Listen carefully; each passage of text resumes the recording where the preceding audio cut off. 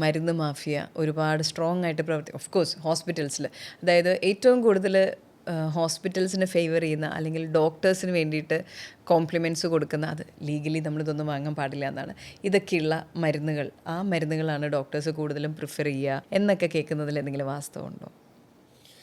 ഇത് വരാണ്ടിരിക്കാൻ വേണ്ടി നമ്മളൊക്കെ ആദ്യം തന്നെ ഒരു ഫോർമുലറി ക്രിയേറ്റ് ചെയ്യും. ഓക്കെ, ഇതിന് പ്രിക്കോഷണറി സ്റ്റെപ്പാണ് ഇത്. ഈ പറഞ്ഞ പ്രലോഭനങ്ങളും ഇതിലൊന്നും ആരും വഞ്ചിതരാവാതിരിക്കണം, അതാണ് മെയിൻ ഉദ്ദേശം. അതിനുവേണ്ടി നമ്മൾ എല്ലാ ഹോസ്പിറ്റലും ഒരു ഫോർമുലറി ക്രിയേറ്റ് ചെയ്യും.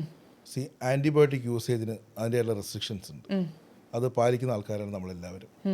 ആൻറ്റിബയോട്ടിക്കിൻ്റെ ഓവർ യൂസേജ് പാടില്ല, അല്ലെ ആവശ്യത്തിന് മാത്രമേ. അതിന് ആൻറ്റിബയോട്ടിക്കിന് തന്നെ ഒരു കമ്മിറ്റി ഉണ്ടാക്കിയിട്ട് ഇത് എന്തിനു ഉപയോഗിക്കണം എന്ന് തെളിയിച്ചതിന് ശേഷം മാത്രമേ നമ്മൾ കൊടുക്കാൻ പറയുള്ളൂ.